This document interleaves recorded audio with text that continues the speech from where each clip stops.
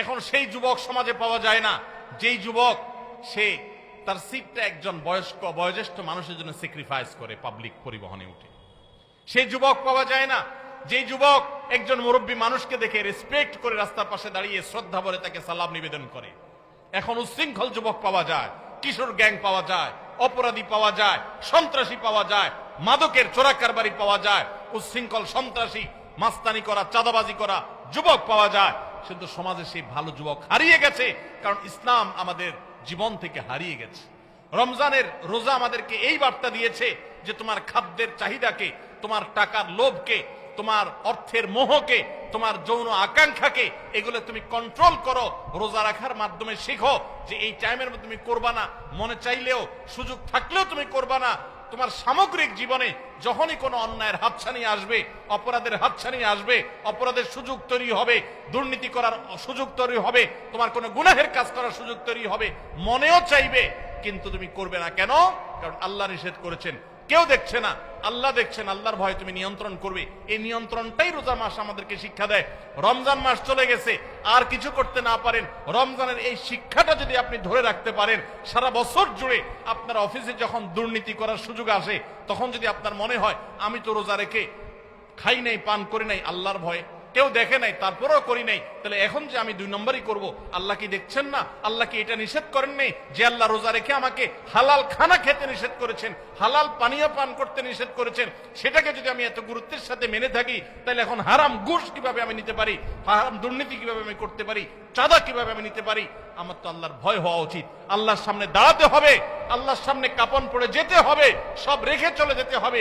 এই ভয় যদি আপনার মধ্যে কাজ করে, এটা যদি জাগ্রত হয়, আল্লাহর কসম আপনি আল্লাহর ব্যাপারে সুধারণা করতে পারেন, আপনার রোজা সাকসেস, আপনার রমজান সফল, আপনার রমজান আল্লাহর ইবাদত বন্দেগী, আল্লাহর যেগুলো করেছেন সেগুলো আল্লাহ কবুল করেছেন, এটা আপনি ধারণা করতে পারেন। যদি রমজান যাওয়ার পরে আপনার অপরাধ করার সময় মনে পড়ে আমি না রোজা রেখে পানাহার করি নাই আল্লাহর ভয়ে, তাহলে এখন এই অন্যায়গুলো করা যাবে না। কার ভয়ে? আল্লাহর ভয়ে। তাহলে 3 নম্বর আমল হলো, রমজান চলে গেছে কিন্তু রমজানের শিক্ষাটা রয়ে গেছে। শিক্ষাটা কি? যে আল্লাহর ভয়ে সমস্ত পাপাচার থেকে, সমস্ত অনাচার থেকে, সমস্ত অন্যায় থেকে বেঁচে থাকবো। বিশেষ করে আপনারা এখানে বেশিরভাগ মানুষ যুবক ভাইরা আছেন, 2-4 জন বন্ধু বান্ধব যখন একসাথ হন, বাসে উঠলেন, মনে করেন কন্ট্রাক্টরের সাথে এক কথার থেকে 2 কথা বেশ কম হয়ে গেল, শরীরটা, বন্ধু বান্ধব যখন 4-5 জন থাকেন, কলেজ স্টুডেন্ট হন, তখন কিন্তু শরীরের মধ্যে একটা ভাব চলে আসে, আসে না? একা একা থাকলে তো একেবারে বিড়ালের মতো সোজা থাকেন, তাই না? ভদ্র মানুষের মতো ভাঁটা চাইলে দিয়ে দেন। যখন বন্ধু বান্ধব 4-5 জন থাকেন, তখন কন্ট্রাক্টরের সাথে এক কথা বেশি 2 কথা হইলেই হাতা গোছানো শেখে, এই বেটা কার সাথে কি বলতেছিস, চিনস? মাস্তানি শুরু হয়ে যায় না? ছোট লোকরা মাস্তানি করে, খুব ভালো করে শুনে রাখবেন। কোন বড় মানুষ, বড় মনের মানুষ, ভালো মনের মানুষ মাস্তানি করে না। গুন্ডামি, মাস্তানে, গায়ের জোর দেখা সব অভদ্র, ছোট লোক, নিচু লোক। কোন ভদ্রলোক কখনো মানুষকে গায়ের জোর দেখাবে? যদি কারোর কোনো কিছুতে গায়ের জোর আগে চলে আসতে হয়, বেশিরভাগ ক্ষেত্রে মাস্তানি গুন্ডামি করার মানসিকতায়, বুঝতে হবে এটা হলো আস্ত ছোট লোক। ছোট লোক ছাড়া কোনো ভদ্রলোক কোনোদিন কাউকে গায়ের জোর দেখাবে।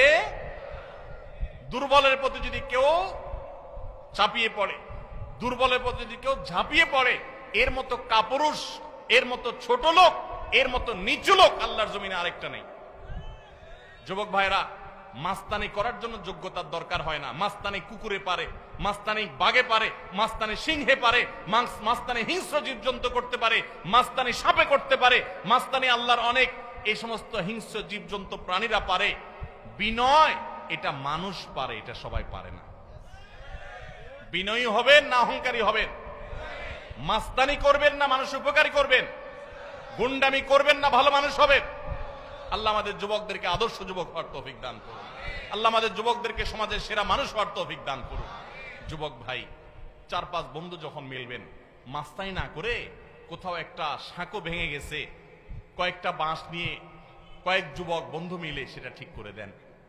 করে একজন বৃদ্ধ, তিনি কষ্টে আছেন, তার বোঝাটা 2-3 বন্ধু, 4 বন্ধু মিলে একটু তুলে দেন, হালকা করে দেন।